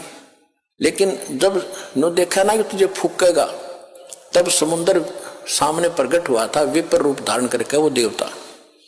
और तब उसने बताया था कि आपकी सेना में नल और नील नाम के 2 सैनिक हैं, और उनको उनके गुरुदेव की दी हुई शक्ति है, उनके हाथ से पत्थर तैर जाते हैं समुद्र के मेरे ऊपर, और कोई तरीका नहीं, उनसे पुल बनवा लो। अब वो नल नील कौन थे? त्रेता युग में परमात्मा 4 युगों में आए हैं। सतयुग में सत सुकृत का टेरा, त्रेता नाम मुनिंदर मेरा, द्वापर में करुणा में कहाया, और कलयुग नाम कबीर धराया। जो मुनिंदर नाम ऋषि से आए थे, नल और नील मेंटली डिस्टर्ब थे, बुरा हाल था, 3 ताप से पीड़ित थे, सब जगह धक्के खा लिए थे, किसी ऋषि से ठीक नहीं हुए थे। परमात्मा मुनिंदर उर्फ कबीर जी की आशीर्वाद मात्र से वो स्वस्थ हो गए थे। उसके बाद उनकी अटूट श्रद्धा बन गई थी, और वो जब समुद्र में कपड़े कुपड़े धोने जाते थे, वो भोले भाले गने थे, डूब जाते थे, बह जाते थे, बर्तन रह जाता एक आधा। फिर ये लंबी कथा है, आज विषय दूसरा है। तो परमेश्वर कबीर जी ने नल नील को आशीर्वाद दे दिया था कि तुम्हारे हाथ से बेटा अब कोई वस्तु जल में नहीं डूबेगी। तो वो उनके पास वरदान मालिक का था, तो हल्दी की गांठ से ऊपर सारी पाके गए। नल नील ने उस दिन अपनी महिमा इतनी मान ली, गुरु जी भी भूल गए, याद नहीं किया परमात्मा को। और रामचंद्र के पूछने पर भी क्यों तुम्हारे पास वो ताकत है? कहां जी है। तो तब कहा दिखाओ, परीक्षण करो। वो पत्थर ठाकर रखे, दोनों डूब गए, दोनों आए के, फिर ठाक रखे, फिर डूब गए। जब समुद्र ने कहा कि तुमने अपना गुरु जी भूल गए, मूर्खो, याद करो, गुरु भूल कर तुम कैसे सफल हो गए। तब उनको याद किया वो वचन जो उसने भराया था कि मेरा पुत्र जाएगा, पुल नहीं बनेगा बनवाना। मुनिंदर ऋषि वहां परमात्मा ऋषि रूप में प्रकट हुए, और तब कहा था कि जाओ ये पहाड़ जो है ना, ये 7 वाला पहाड़, इसके चारों तरफ मैंने एक रेखा खींच दी है सोटी से, इसके बीच के पत्थर उठाओ, सब हल्के हो गए। नल नील जो कारीगर भी थे, वो सिर्फ उनको छोल छाल के फंसावे थे, बाकी पत्थर हल्के करे थे कबीर भगवान। ये भी ध्यान से सुन लेना, ये तत्व ज्ञान है। पुण्यात्मा भी जो कथाएं तुम सुना करते आप जी, अब ये इनका एक सब सिरे चढ़ेंगी। कथाएं सुन रखी थी, सिर पैर नहीं था इनका। तो उसने ये वरदान लिए थे 2, एक जगन्नाथ के मंदिर को बनवाने के लिए। तब जब इसने उसको कहा था कि गुलाम जो है लातों की लातों से मानते हैं, प्रार्थना नहीं सुनते, तो उसका प्रतिशोध समुद्र ने, उसको पता था कि लेगा। यहाँ तो ऐसे टिट फॉर टैट ये भूलते नहीं सारे जीवन। ये खुद भगवान भी अपना टिट फॉर टैट देते आए हैं। राम रूप में बाली मारा था, श्री कृष्ण रूप में उसी बाली ने शिकारी बनकर श्री कृष्ण की हत्या की थी, ऐसे वृक्ष की ओट से। कहते तुम कौन राम का जपते जापम, अर्थात कटे ना ये तीनों तापम। अदला बदला भी खुद, ये खुद नहीं तुम अपना कोई संस्कार खत्म कर सकते, तुम्हारा कैसे करते। तो अब शॉर्ट में बताऊंगा, समय ज्यादा हो गया। तो वापस फिर तब उसने ये 2 वर और मांगे थे। परमात्मा बोले तथास्तु, तीनों दे दिए। और बोले फिर एक और मांगा था कि एक और दया करना कि कलयुग में पहले मेरे, एक ये प्रार्थना की थी कि आप जबरदस्ती ना करना किसी को भी। सतयुग जब चौथा युग जो कलयुग आया उस समय की, किसी को बाई फोर्स ना ले जाना, अपना ज्ञान देना। आपके ज्ञान को माने वो आपका, और मेरे उस ज्ञान को माने वो मेरा। परमात्मा बोले तथास्तु, ठीक है। मालिक को मालूम था जब मेरा ज्ञान नहीं समझ में आओगा तो मुझे मानेंगे कैसे, तो पहले ज्ञान न दूंगा उनको जाकर के। फिर कहा कि पहले मेरे दूत जावे, मेरे संत जिनको मैं संत बनाकर भेजूं, और बाद में तेरा दूत जावे, तेरा संदेश वाहक जावे। परमात्मा बोले ठीक है तथास्तु, ठीक है भाई। अब फिर यो कहते हैं ना, फिर जब गर्द लगकर बच्चा सुखी खड़ा हो गया, कहने लगा जोगजीत जब तुम कलयुग में जब कलयुग में ये जीव पहुंच जाएंगे ना, इनको ऐसा कर दूंगा, ये भक्ति योग नहीं छोड़ूंगा। कलयुग के अंत में, कलयुग में नाना प्रकार की पूजा इनके फट कर दूंगा। देवी देवल पूजवाऊं, देवल मान मंदिरों में मूर्ति बनवा के, और तीर्थ व्रत झूठे जब तब मन लाऊं। अर जाइयो जोग जीत संसारा, जीव न माने कहा तुम्हारा, जीव तुम्हारा कहा ना माने, हमारी ओर हो बाद बखाने। तुम्हारे विरोध हो जाएंगे, मेरे वकील बन जाएंगे, वाद विवाद करेंगे। अब परमात्मा बोले कि ये तू अपना काम करना, जो मैंने वरदान दे दिया। फिर कहा कि पीछे मैं भेजूंगा अपना दास, जब तेरे वाले सारी बकवाद घट चुके होंगे, जो ओछा मंदा ज्ञान वो सुना चुके होंगे, जब मेरा दास जाएगा। मालिक को मालूम था कि पहले ये बक लेंगे जो बकना है, फिर अपना दास भेजूंगा, इनकी पोल खोल देगा, प्रमाण दे देगा, सारे मेरे बच्चे मुझे पहचान जाएंगे। तब परमेश्वर ने कहा था कि चौथा युग जब कलयुग आई, तब हम अपना अंश पठाई। कहते हैं घर घर देखो बोध विचारा, सतनाम सब ठोर उचारा, और काल फंद छूटे नरलोई, सकल सृष्टि परवानिक होई। पूरा विश्व मेरा दीक्षित होगा, मेरे मंत्र का, मेरे जाप नाम का। और कलयुग बीते 5505, तब ये वचन मेरा होगा साचा। कलयुग बीत जावे जब एता, तब सकल जीव सभी प्राणी परम पुरुष पद चेता। कि जब इतना 5505 कलयुग बीत जाएगा, उस समय सभी प्राणी जो मनुष्य जीवन धारण करते आएंगे, उस परम पद के चेता होंगे। चेता माने जानकार। कौन से परम पद के? गीता अध्याय नंबर 15 के श्लोक नंबर 4 में कहा कि तत्वदर्शी संत की प्राप्ति के उपरांत परमेश्वर के उस परम पद की खोज करनी चाहिए, जहां जाने के बाद साधक फिर लौटकर कभी संसार में नहीं आते। गीता अध्याय नंबर 18 के श्लोक नंबर 62 में कहा कि अर्जुन तू सर्वभाव से उस परमेश्वर की शरण में जा, उसकी कृपा से तू परम शांति को और सनातन परम धाम को प्राप्त होगा। तो परमात्मा ने कहा था कि उस समय मैं अपना दास भेजूंगा, पहले तेरे चले जाएंगे और पीछे अंश फिर हमारा आएगा। और घर घर देखो बोध विचारा, बोध माने ज्ञान, मेरे ज्ञान की घर घर में चर्चा होगी। आप देख रहे हो कहीं पर चिप चल रही है, मेमोरी कार्ड से ज्ञान चल रहा है, और कहीं अपने इंटरनेट से देख रहे हैं, कोई डीवीडी प्लेयर से सुन रहा है और सुना रहा है। अब ये कैसे फैल रहा है परमात्मा का वो ज्ञान, जो इस समय 5505 कलयुग बीतने के बाद शुरू होना था। कलयुग 5505 सन 1997 में बीता। उसके बाद से ये सारा प्रचार आपके सामने है। 1997 में इस दास को परमात्मा ने आज्ञा दे दी थी, बेटा खोल दे पिटारे को, भंडारा खोल दे, समय आ गया है, सारा प्रचार कर दे। उसके बाद 1999 में दया करी दाता ने एक छोटा सा टुकड़ा करोथा गांव में आश्रम दिया। वहां फिर प्रोजेक्ट लगा लगा के भगवान के बच्चों को दिखाने लगे। पहले गांव गांव में विरोध हो गया हमारा, क्योंकि हम सच्चाई बताओ, नकली गांव गांव में ठग बैठे हुए विरोध करवा दे, जनता को भुका कर झूठा है, कपटी है। लेकिन भगवान का वचन था इसलिए फल गया। अब शिक्षा पर बात आई थी।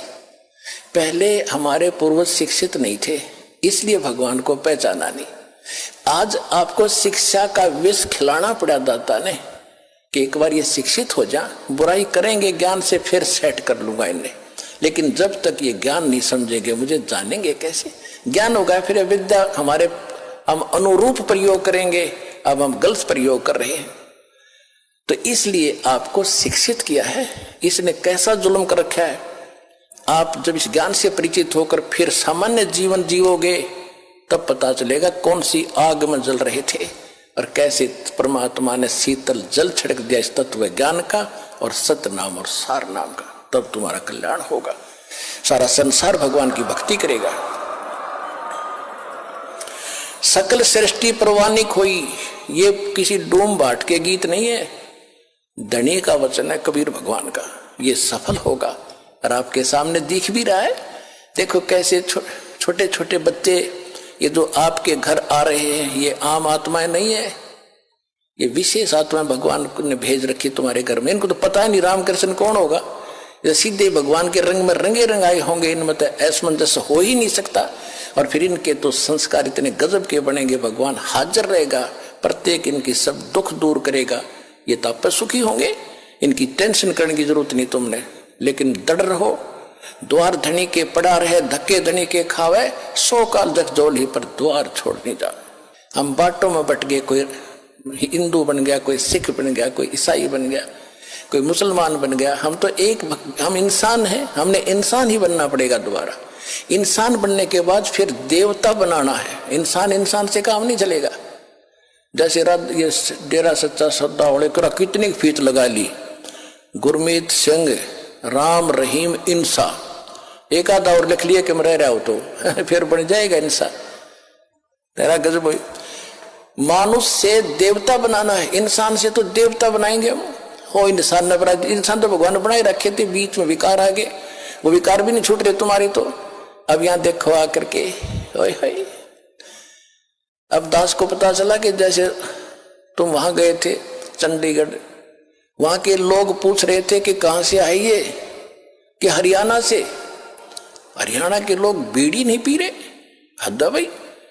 तो कितनी अच्छी छवि हुई हमारी। किसके शिष्य हैं? ये संत रामपाल के चेले हैं, कबीर भगवान के बच्चे हैं।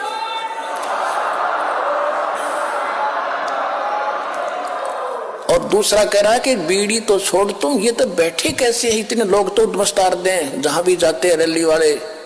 ये तो कोई और ही आत्मा आ रही है कहीं किसी देश से। तो तुम सतलोक के बच्चे हो, सतलोक जाने की तैयारी ऐसे ही बनेगी जब आम विकार छोड़कर एक देवता बनोगे। आप देवता बन चुके हो, सतलोक जाने की तैयारी है आपकी।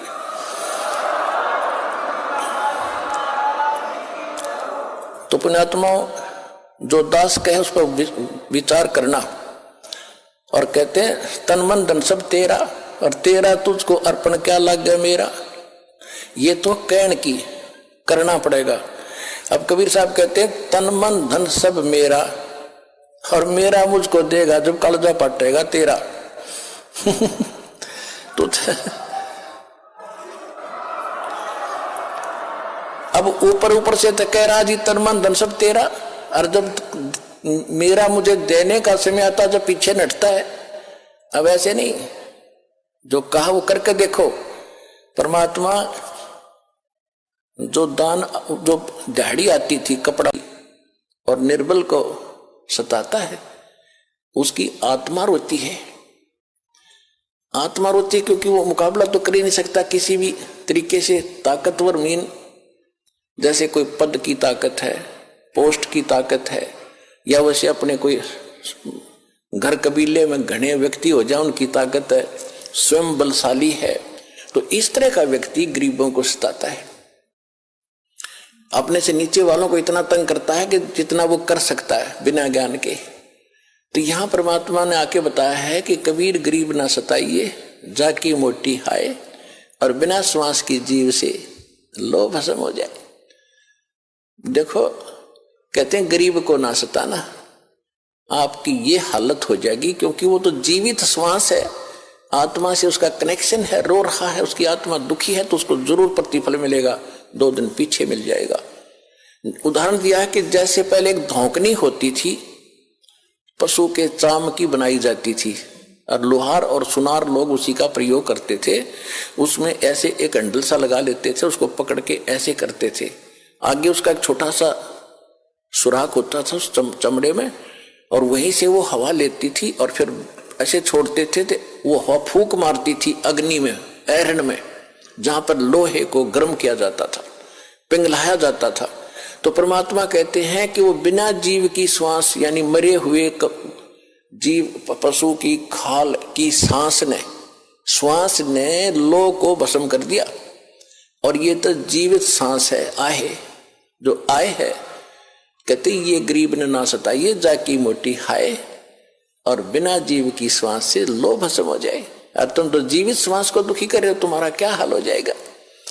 तो इस काल ने हमें नो भी पाप एक दूसरे के साथ अपने कर्म बिगाड़ने के लिए सिस्टम पूरा फिट कर रखा है कि इनकी बिरान माटी कर दूं, और फिर ये अपने वो एक दूसरे का किया कर्म यहाँ भोगते रहे और आजीवन दुख पाते रहे। और परमात्मा इसलिए आते हैं कि ये बुरा करते हैं अनजाने में। आज किसी की चोरी की, निंदा की, उसका अगले जन्म में फिर देना पड़ता है। कोई दामाद बनकर लेगा, बेटी भी लेगा, धन भी लेगा, और फिर मर जाएगा और बेटी विधवा होगी, फिर उसके पालन पोषण में बच्चों के लागा रहेगा वो मूर्ख।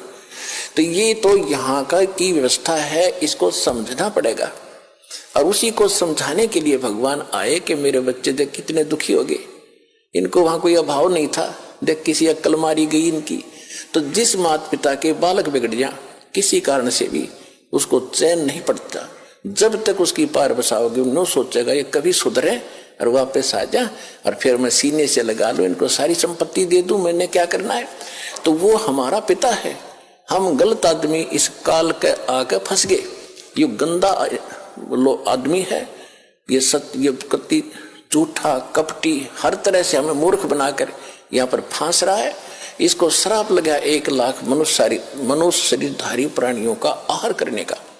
इसलिए हमें पाल रहा है, अपने स्वार्थ सारी बुराइयां करवाता है। आप देखते हो बीड़ी, शराब, तंबाकू, फीम, सुल्फा, भुक्की, ये खाने की चीज है, मांस ये खिलाता है ताकि इसका टेस्ट बने। हम सूक्ष्म स्थूल शरीर से जो खाते हैं, एक अंदर शरीर है सूक्ष्म, उसके अंदर ये सारी वासना डिपॉजिट हो जाती है, इसमें समा जाती है। कुछ अधिक आहार तो लग जाता है शरीर के पोषण में, वो स्थूल के, शेष जो वासना है उसका टेस्ट होता है, वो अंदर जाता समाता है जीव के माध्यम से, और फिर इनको ये कवर तो ऊपर रह जाता है, यही छोड़ जाते हैं। सूक्ष्म शरीर जब जाता है मनुष्य का, एजडित रहता है, जब तक दूसरे प्राणी में नहीं जाता ये सूक्ष्म शरीर एजडित होगा। तो ये तो ऐसा है जैसे सर्प कांचली छोड़ जाता है और सर्प अलग होता है। तो हम तो उस कांचली की क्रियाक्रम में लगे रहते हैं। यहाँ पर कभी गंगा ठा के ले जाएंगे, कभी कितब कर्म कराएंगे, वो सांप तो जा चुका है, वो तो है नहीं इसमें। तो उस जीव को फिर तपतशिला पर डालता है, वहां उनको बुरी तरह तड़फाता है। क्योंकि जिसने ज्यादा हुक्का पी रखा है, जिसने ज्यादा शराब पी रखी है, मांस खा रखा है और ज्यादा भूखी पी रखी है, कोई नशीली वस्तु है, कि वो टेस्ट है उसका, उस काल का, मन का, ये मन उसका एजेंट है। तो उनको ज्यादा समय तक उस तपतशिला पर जलना पड़ता है, वहां चटक मटक होते, हाहाकार मचती है। जिन्होंने थोड़ा ये बकवाद कर रखी होती है, वो थोड़े समय तक तपतशिला पर रहता है। तपत की टुकड़ी एक तवी है, तवा समझ लो, बड़ी ये तई होती है, बड़ी बड़ी रोटी बनाने की, इन पर रखते हैं भट्टियों पर, इस तरह की बहुत बड़ी है पत्थर की, और उसमें अपने आप गर्म होती है, उसके फारेनहाइट का भी अंदाजा नहीं कितनी गर्म है। और जिन्होंने ज्यादा यह मांस, शराब, तंबाकू प्रयोग कर रखा है और वासनाएं की है, तो वो ज्यादा समय तक दुखी रहते हैं, बहुत समय तक। उनको बहुत समय में ज्यादा माल होता है, उनमें तो देर से निकलेगा सारा। और जिन्हें कम कर रखे हो जल्दी फारिग होकर गधे कुत्ते बनोगे, फिर जाना कहीं नहीं, रहना यहीं पर है। तो जहां पर ये तपतशिला पर जीव भुनने जा रहे थे, परमात्मा वहां आकर खड़े हुए, अपने पुत्र जोगजीत का रूप बना के। उधर से काल ने पहले तो उन बच्चों को समझाया जो वहां दुखी हो रहे थे। वो पूछ रहे कि हे परमात्मा, परमात्मा के वहां पहुंचते ही कबीर भगवान के उनकी सब की जलन बंद होगी।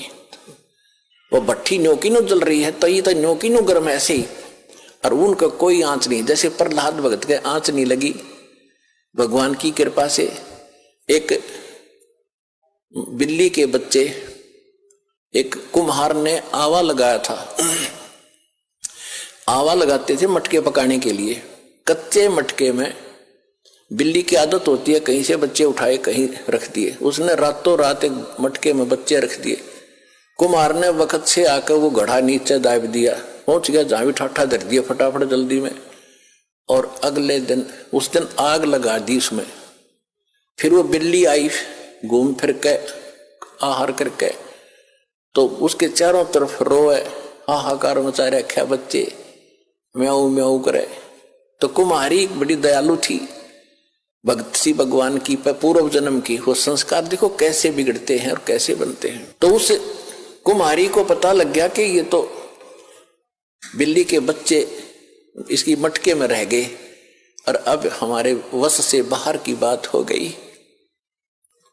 और अब माँ को पता होता है बच्चों का कितना दुख है, वो भी माँ थी और बिल्ली भी माँ थी। तो उस कुम्हारी ने मालिक से अर्ज लगाई, हे परमात्मा हम पर पाप बनेगा, गलती बन गई, हे दाता इसके बच्चे बचे। उधर से वो बिल्ली भी पुकार रही थी। तो मालिक ने क्या किया, देखो पूर्व जन्म के दास जो आपको कह रहा है ये काल कैसे बर्बाद कराता रहा, क्योंकि ऐसी परिस्थितियां पैदा कर देता है कि हम अपनी पूंजी को नाश करते ही रहे। अब देखो आपने पुण्यात्मा, ये तत्व ज्ञान है।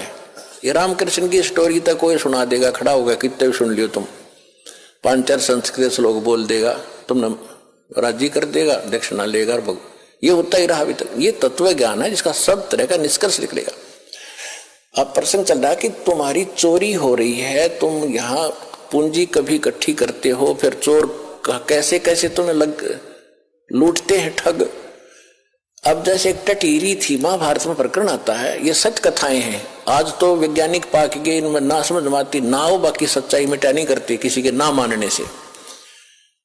महाभारत में एक कहानी आती है कि एक टटीरी पक्षी है, टटीरी, उसने कुरुक्षेत्र के मैदान में अंडे उत्पन्न कर दिए। जमीन पर पैदा करती है वह अंडे, और उधर से क्या हो गया, महाभारत के युद्ध का समय वहीं उसी दौरान खड़ा हो गया। चारों तरफ से, दोनों तरफ सेना खड़ी होगी, आन लगी। तब उसने देखा ये तो कमाल हो गया, तेरे बच्चे मारे जाएंगे, घोड़ों के, हाथियों के पैरों के नीचे, रथों के नीचे आके कट जाएंगे। तो उसने भगवान से अर्ज लगाई, हे परमात्मा मेरे बच्चों की रक्षा करना। अब देखो दास जो आपको बार बार बताता है, तो उसी समय परमात्मा ने उसकी अर्ज सुनी। ऊपर से इंद्र के हाथी का एक घंटाड़ा टूटा, 88,000 मन का था। 88,000 मन, एक मन 40 किलो का होता है। 88,000 को गुणा करके देख लियो कितने क्विंटल बनेंगे 40 से। तो वो आके गिर गया, इतना भारा। अब उस महाभारत के युद्ध में किसने फुर्सत थी, किसने देखा, किसने देखा। महाभारत हो गया, 18 करोड़ आदमी कट के मर गए, और वो अंडा के आंच भी ना लगी, वो नो के नो बच्चे बन गए, वो नो के नो अंडे सुरक्षित पाए। फिर बाद में देखा भाई यू क्या है ना, होता है वो सब ने लाग लू को गिरा टेढ़ा, तो बच्चे पाए नो के नो, और टटीरी वहां आकर बैठ गई। तो कहने का भाव ये पुणात्मा, टटीरी ना तो राम की पूजा करती थी, ना श्री कृष्ण न जाने थी, ना कोई विष्णु उस समय जानती थी, किसी को नहीं जानती थी। इसी तरह ना बिल्ली जानती थी किसने पुकारूं, आत्मा रोए थी उस समय परमात्मा। आत्मा परमात्मा को याद करती है, चाहे पशु की है चाहे पक्षी की। और उनकी सुनाई कैसे होती है, अगर उनके पूर्व जन्म के कोई पुण्य उनके साथ थे तो वहां बचाव होता है। जैसे दास पहले श्री राम श्री कृष्ण जी का, विष्णु जी का पुजारी था, हनुमान जी का पुजारी था, और घर में जो भी सुख हो रहे थे, सुख हम पहला सुख मानते थे, संता ब्याह हो गया, विवाह के बाद बेटा बेटी हो गए, क्या बात हुई। और सोचते थे मेरे भगवान ने दे दिया, श्री राम ने दे दिया, कृष्ण ने, जो सा भी सामना आ जाता उससे का शुक्रिया कर देते थे। ध्यान में आते ही हनुमान जी ने दया कर दी, बाबा श्याम जी ने दया कर दी। अब दया अब पता चला, सूक्ष्म ज्ञान की रोशनी से पता चला कि ये तो हमारा पूर्व जन्म का संस्कार ही हमें मिल रहा था। जैसे पास हो गए बच्चे, इसी में सुखी मना खुशी मनाते हैं, बच्चे को तो वही बड़ी भारी बात होती है और बड़ा हर्ष का काम होता है कि पास हो गया, हो फिर नौकरी मिल गई, कहना है क्या, अच्छी सर्विस मिल गई। तो ये सब हम अपने इन भगवानों को देते थे जिनकी हम पूजा करते थे, श्रेय उनको देते थे, क्रेडिट।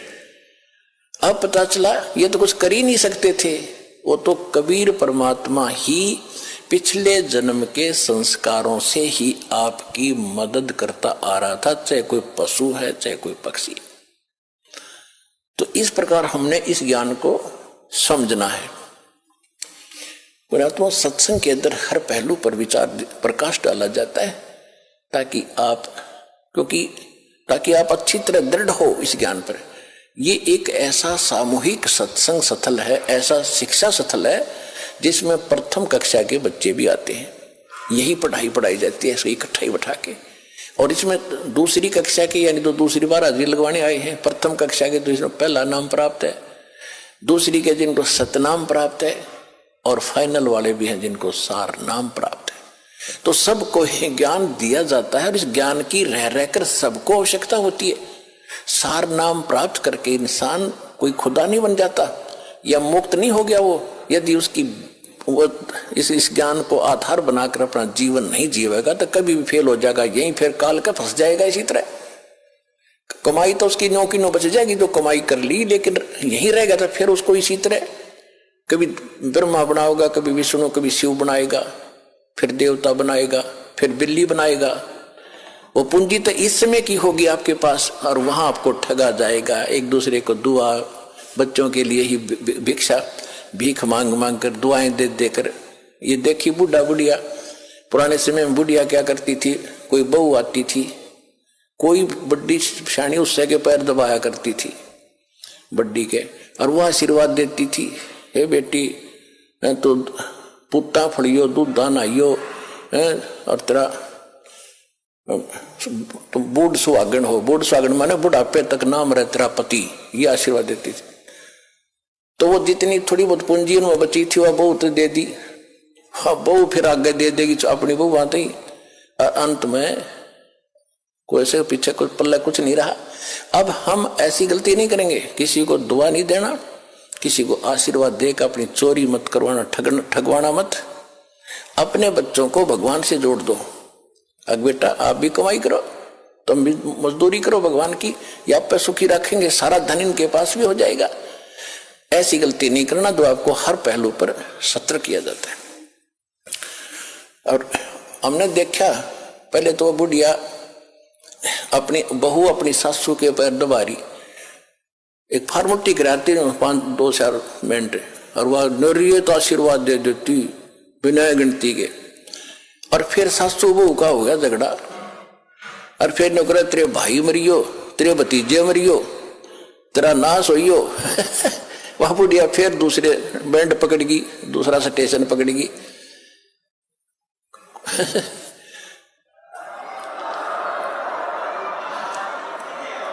तो 9 प्लस माइनस करके कुछ तो दुआ में खोए, कुछ बद दुआ में खो दिया, बुढ़िया बुतरी बन गई, गधी बनकर घूमे फिर अपना खाली होगी।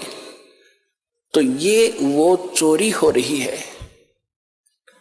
और उसको जगाने के लिए परमात्मा ने पहले तो मालिक आए स्वयं, गांव गांव में नगर नगर में कहीं खड़े हो जाते थे, डंडोरा लेकर एक तारा ये सुनाते थे। अब जो प्रसंग चल रहा था वही आते कि जैसे वो बिल्ली के बच्चे जो थे आवे में, और बिल्ली चारों तरफ रो रही थी, हाहाकार मचा रही थी। उधर से प्रहलाद भगत भी एक ऐसे पिता का जन्मा था जो कति नास्तिक और खुद भगवान बना बैठा था, लेकिन वो पिछले संस्कार का बालक था। कभी इसी जन्म में उसने भक्ति की थी, वो भक्ति की अब तभी तक कसक उसमें थी। राक्षस परिवार में भी जन्म लेकर उसमें भक्ति की आस्था थी, तो पिछले जन्म का पुण्यकर्मी प्राणी था, और उस पिछले पुण्य से ही उसकी कबीर परमात्मा ने ही नरसिंह रूप धारण करके उसकी मदद की थी। इन विष्णु वैष्णु का व्योत नहीं था। अब धीरे धीरे आपके प्रकाश में आएगी सारी कहानी। अभी तेने मूर्ख बना रखा था, हमने सिर्फ एक सटोरी सी बना के छोड़ दी थी, कथा सुना दी थी। प्रहलाद को क्यों बचाया, अन्य को क्यों नहीं बचाया कभी ऐसा? अरे यहाँ सबको बचाएंगे जो जो नाम ले रहे थे, आप तारे सामने दिखा दूंगा कितने रक्षा कर रहे परमात्मा, पल पल में कर रहे हैं। ऐसी ऐसी दुर्घटना सुनाते हैं बच्चे, ऐसी ऐसी परिस्थितियों में परमात्मा मदद करते हैं। अब प्रत्येक के साथ कर रहा है। वो पिछले जन्म के थे, अब ताजे और बना दिए हमने, अब इनसे भी साथ होगा भगवान, इनके प्रतिफल भी आपको देना शुरू कर देगा।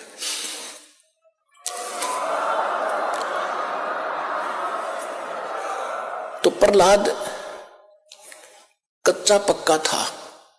प्रहलाद के पिता ने बचपन से तो भगवान की भक्ति करता था, लेकिन विष्णु का पुष्प जैसे भी सुना ज्ञान किसी ऋषि से, नारद जी ने उसको गर्भ में शिक्षा दे दी थी जब वो गर्भ में था मां के। उसके आधार से वो विष्णु जी का पुजारी बन गया। और विष्णु का दुश्मन हिरण्यकशिपु उसका पिता, उसने ब्रह्मा की भक्ति करके शक्ति प्राप्त कर ली, थोड़ी बहुत सिद्धि शादी उस हल्दी की गांठ से पंसारी बन गया कि मैं ही खुदा हूं, सुबह मरूं ना शाम मरूं, आशीर्वाद ले लिया, पशु से मरूं ना पक्षी से मरूं, अमर मान लिया अपने आप को। इस कारण से उसने अपने बेटे से कह दिया कि विष्णु का नाम नहीं लेगा, भगवान की भक्ति नहीं करेगा। अब वो कुछ उसको क्या किया कि एक सांडा और मुर्का नाम के दो भाई थे ब्राह्मण, वो आचार्य थे, गुरु थे, जो उस प्रहलाद को और वहां के अन्य ब्राह्मणों के बच्चों को पढ़ा करते। ये खुद भी ब्राह्मण था हिरण्यकशिपु। तो प्रहलाद को उनके पास भेजा कि तुम इनको पढ़ाओ और मेरे को भगवान इसके अंदर दचाओ। तो उस समय प्रहलाद कच्चा पक्का सा हो रहा था कि भी हो सकता, ये भी हो सकता। रोज देखो एक झूठ ने 100 बार सुन ले तो वह सच्ची सी बन जाती है। इसी स्थिति में परमात्मा ने उसको फिर दृढ़ करना था। वो बिल्ली रो रही थी और कुमारी भी रो रही थी, और प्रहलाद उसी रास्ते से अपने गुरु उस पाठशाला में जा रहा था, सांडा मुर्का वाली पाठशाला में। जब वह माई रो रही थी, बिल्ली का तो उसने नहीं ध्यान दिया क्यों रो रही है। उस कुमारी से पूछा कि माई क्यों रो रही हो आप,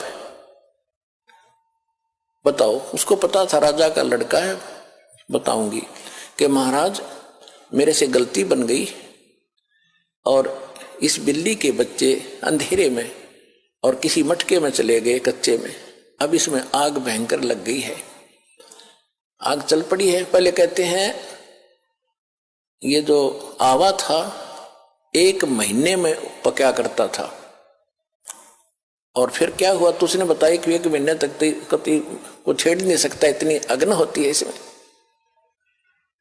तो माई ने उस प्रहलाद ने पूछा फिर आप कैसे रक्षा करोगे, कि भगवान करेगा, अब मनुष्य नहीं कर सकता, अब जीव नहीं रक्षा कर सकता, अब तो राजा भी नहीं कर सकता। राजा मान ले सैनिकों को बुलाकर मटके तो बुझा सके, मटके निकाल सके, लेकिन वो तो मर लेंगे, इतने एक का जल में मर जाएंगे वो बेचारे, तो भगवान ही बचा सकता है।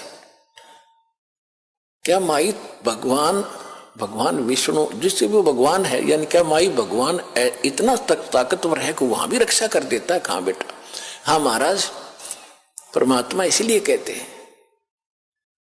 कहने लगा माई जब तुम ये आवा तुम्हारा पक जावे, तो उसने पूछा क्या तुझे विश्वास है माई कैसा होगा? कहा मुझे पूरा विश्वास है अपने भगवान पर। तो उसने प्रहलाद ने कहा कि जब तुम्हारा ये आवा पक जावे, ये किलन मटके पकाने का भट्ठा, उसको आवा बोलते हैं, पूजा आवा, तो जब ये पक जाओ तो मुझे बुलाना, उसके बाद इसको खोलना, और यदि ये बच्चा जीवित पागे तो मैं भी इस भगवान के अतिरिक्त किसी को मानूंगा नहीं, किसी की भी। और नहीं तो माई खबरदार, आज के बाद तूने राम का नाम यहां पर ले दिया, मेरे पिता का नाम दिया करो। उसका रंग चढ़ गया था थोड़ा सा, तुझे मालूम नहीं मेरे पिता को पता लग गया तेरे को जान से मरवा देगा। तो माई कहने लगी मुझे मालूम है, लेकिन मेरी मजबूरी है, आपके पिताजी भगवान नहीं है और इनको नहीं बचा सकते। मेरा भगवान बचाएगा। इस कारण से क्या हुआ, परमात्मा ने ऐसी अगले ही दिन ऐसी ठंडी हवा चल